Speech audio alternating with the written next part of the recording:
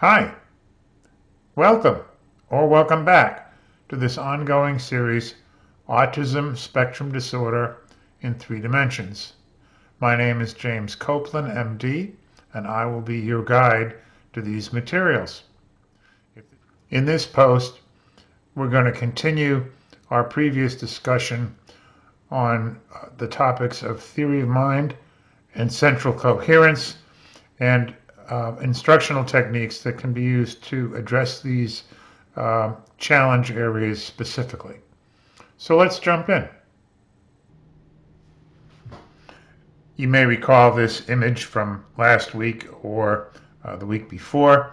This is our little submarine, and I've chosen this illustration as a way of driving home the fact that a lot of what we consider to be the diagnostic features of autism spectrum disorder are really no more than the periscope sticking up above the surface, but a huge amount is going on beneath the surface, including what we assume to be the various neuropsychological mechanisms or processes that give rise to the symptoms that we see up on the surface.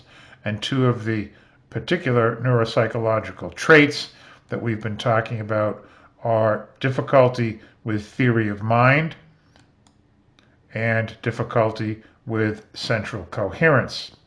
And as you may recall from previous weeks, theory of mind refers to the realization that other people have an internal mental and emotional state which may be different from one's own, and the ability to gauge the internal mental and emotional state of others in real time. And we typically rely on things like eye contact, body language, tone of voice, the actual content of speech or the other person's behaviors, as well as this concept of central coherence, the ability to see the big picture. And from those things, we strive to get a reading on what the other person is thinking or feeling. And that's what gives us the ability to infer the motives and to predict the behavior of others. And it's what gives us the ability to anticipate the impact of our own behavior on others. Here's an example of that I gave last week or the week before of what happens when theory of mind is not working the way it should. This is a first grade story, and I had a child refer to me who is having trouble on the playground, and his teachers had perceived him as rude or disrespectful, and I had him read this story. And he read it like this. Muff is a little yellow kitten. She drinks milk. She sleeps on a chair. She does not like to get wet. And I asked the boy, so, how would Muff feel if you gave her a bath? And his answer was, I don't know. We haven't read that part of the story yet. And this was a 6.5-year-old boy with superior IQ, but he had undiagnosed autism spectrum disorder.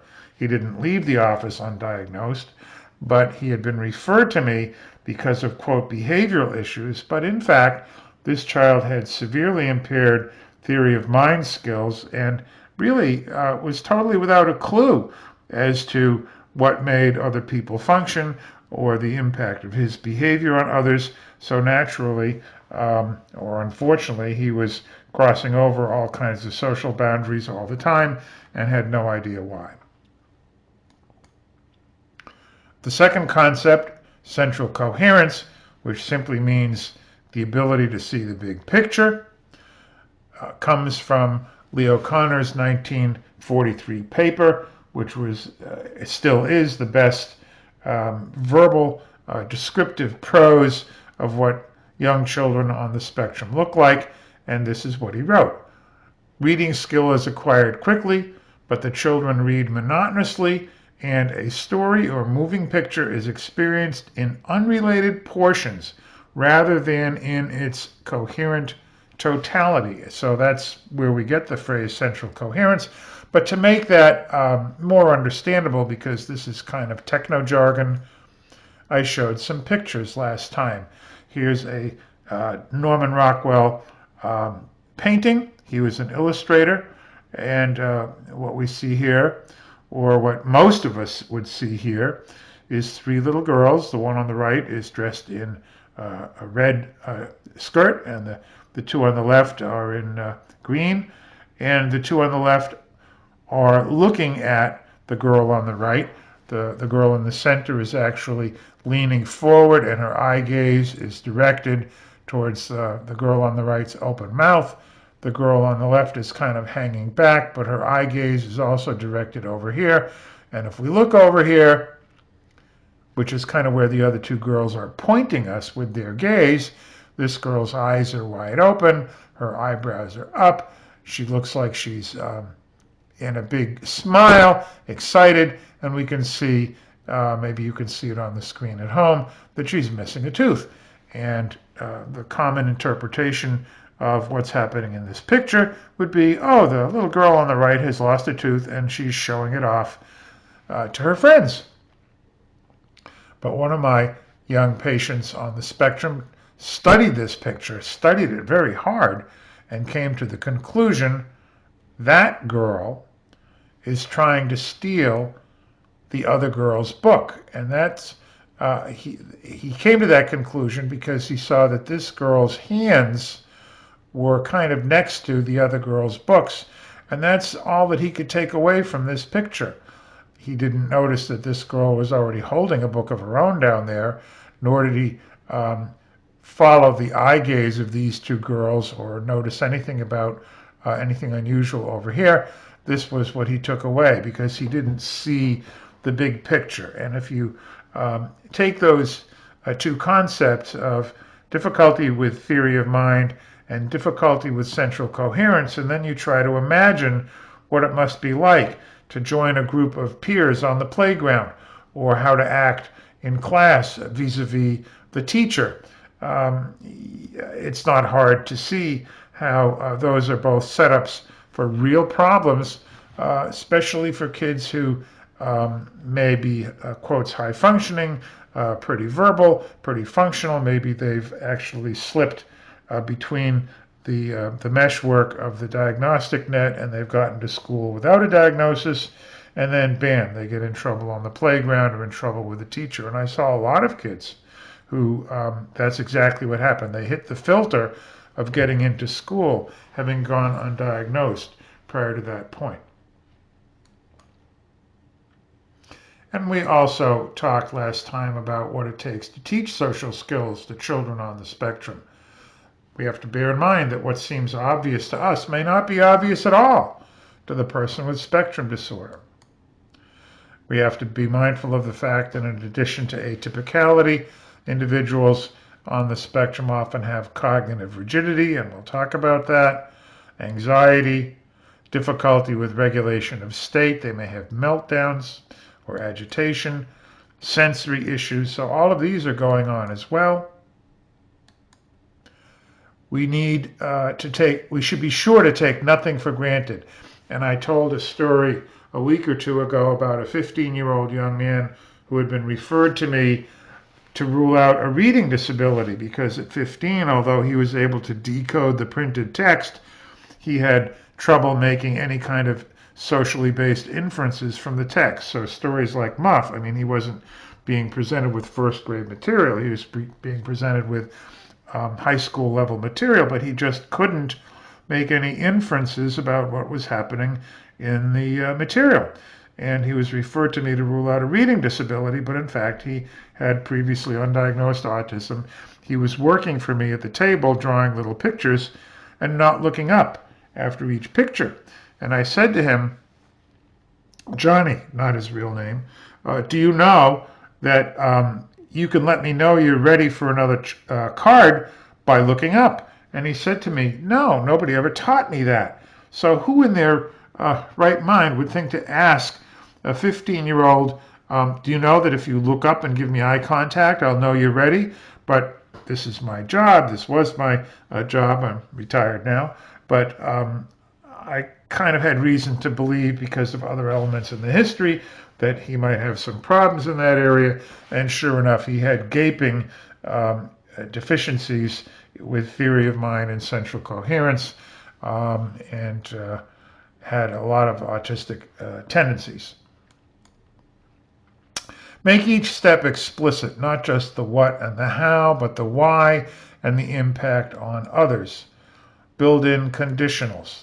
In other words, things like, well, sometimes, or what if, or usually, rather than making things absolute, because people on the spectrum have a tendency to be rigid, and if you give them a set of instructions and you don't provide conditionals, then that can also lead to problems. And I related the anecdote about how one of the checkout ladies at the supermarket where my wife and I used to shop was almost certainly on the spectrum, and the checkout lady became incensed when my wife failed to put the little stick after her groceries, notwithstanding the fact that there were no other customers in the store, so there was nobody else about to put their groceries on the belt. But this woman had been taught that that was the rule, and her job coach had obviously never explained to her that is not necessary if there's no other shopper following after the person you're helping. And provide reassurance. It's okay if, because anxiety, rigidity, perfectionism lead to hypercritical behavior and meltdowns if things don't go exactly the way they're expected to go. And I know it's a very old movie now, but there's a wonderful scene in Rain Man where Dustin Hoffman's character basically has a meltdown because he can't get to see his favorite television program. And last week, I introduced you to the work of Carol Gray, who actually has copyrighted the term social stories, or trademarked it. I'm not sure of what the legal difference is, but it's her registered term. And I shared with you some material from one of her books. And her books actually are a whole bunch of vignettes that make things explicit for the child and outline to the child in no uncertain terms, not just what is expected behavior, but what the other child may be thinking and the impact of each child's behavior on the feelings of the other. So it makes all that stuff very explicit, and I am a great admirer of her work. And this week, I'm going to introduce you to one of my other favorite authors, Jed Baker. And I don't have any financial arrangement with either of these people. I don't get any kind of kickbacks from them.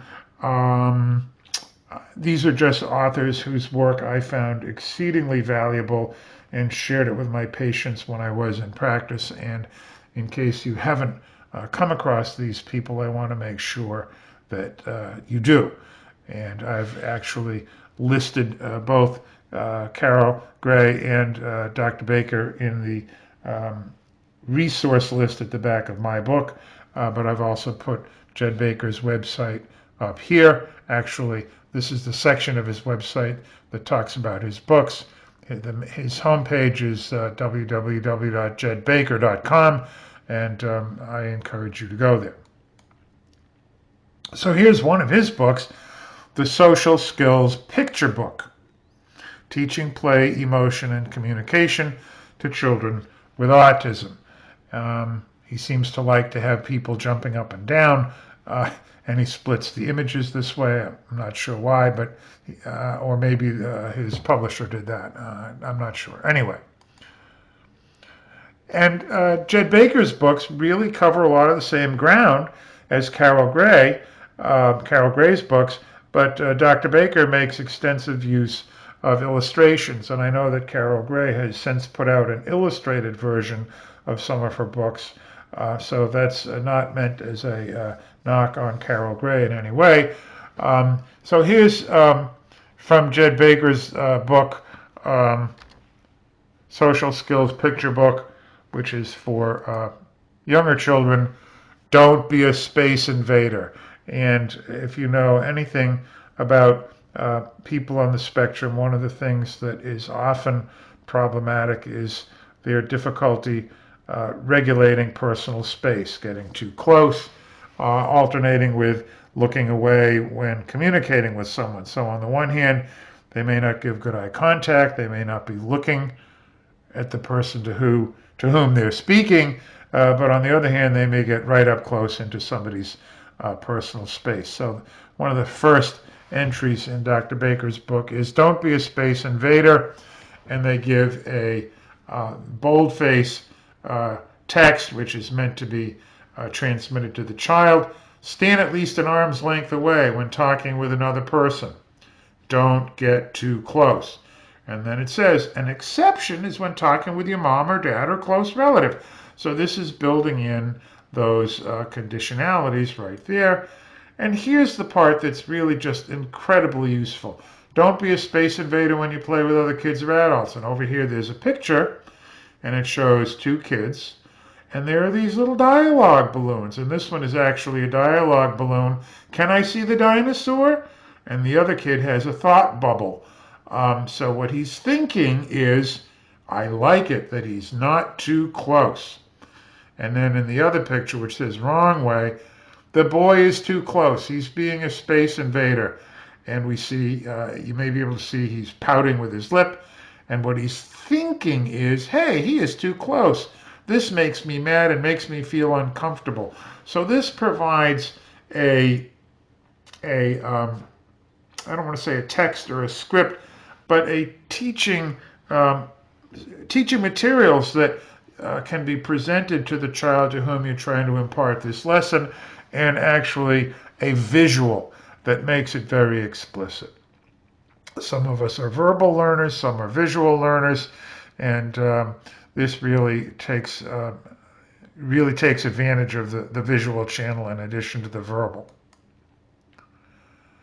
And the chapters in this book are about all day-to-day activities, greeting people, initiating conversations, continuing conversations, ending conversations, sharing toys, all the same day-to-day things, activities of daily living that make up the day-to-day stuff of a child's life. So here's an entry on greeting people. And it's very explicit. It is friendly and polite to say hello or some other form of greeting when you see someone you know during the day.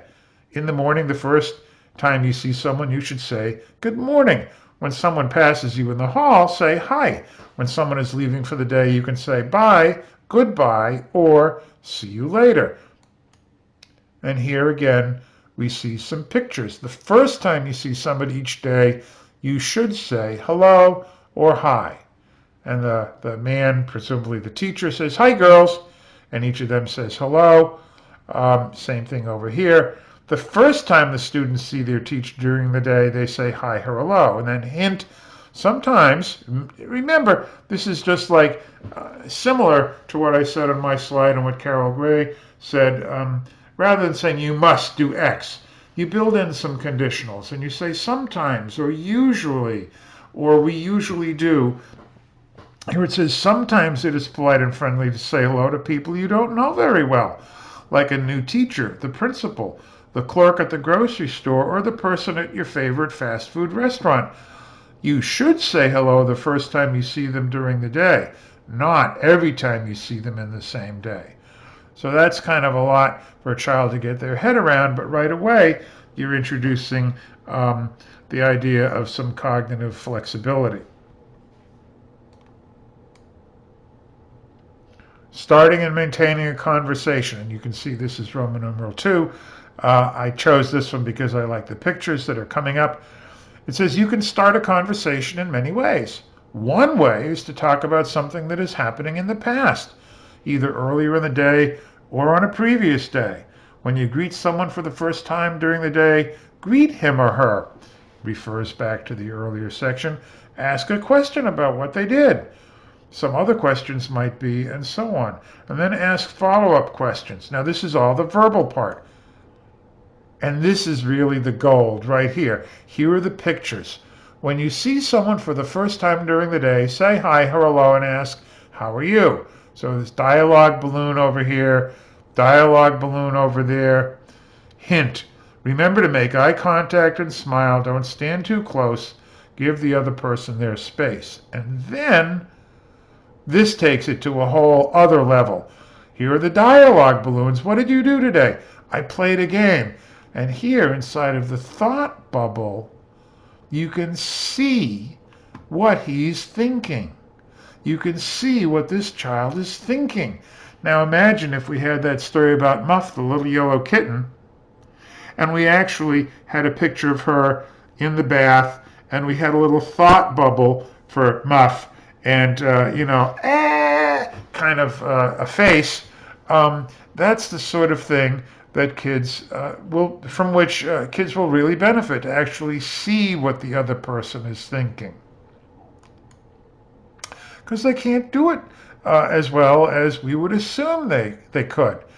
Then, to keep the conversation going, ask another question. He asks, he responds, and again, we see a thought bubble over here, so that if this is the child we're working with, you can say, you see, he's telling you, and he has that thought in his head while he's telling you.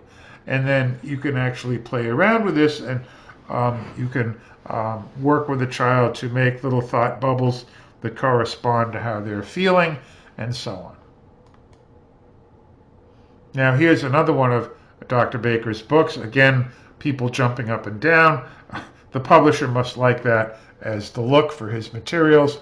Anyway, social skills picture book for high school and beyond.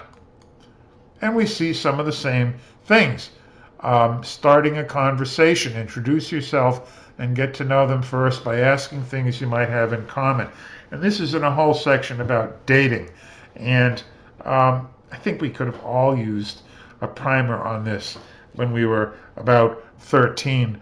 I know I could have. So the young man says, my name is Michael. What's your name? I'm Sheila, she responds. And it says, Michael introduces himself by saying, my name is Michael. What's your name? Then, glad to meet you. Nice to meet you. And they shake hands. I don't know if kids still shake hands anymore. Some of this may be culturally a little bit out of date. Forgive me. And there's another book in the series, Preparing for Life, and there's less in the way of illustrations in here, and more in the way of verbal instruction, because presumably, or as a practical matter, by this age, and for people who are high enough functioning, they're able to mediate most of this thought process verbally. Now, I still remember vividly, this goes back years, but when I brought out, go back, I was going through these pictures, all of these, and it was Dr. Baker's first book.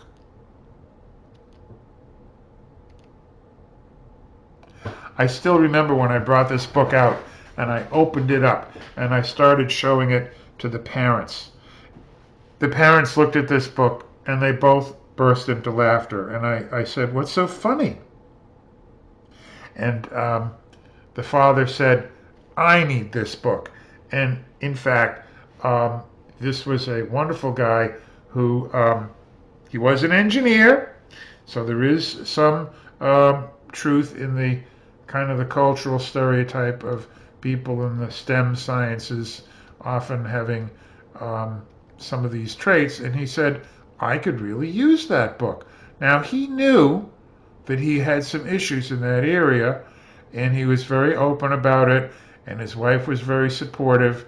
So he kind of knew what he didn't know, and he was very receptive, and their son did very well. But that brings up another subject, and this is for those of you watching who may have atypicality. You may actually have spectrum disorder yourself as an adult.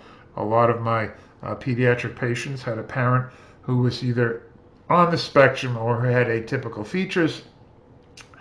And in an upcoming post, I want to talk about know what you don't know.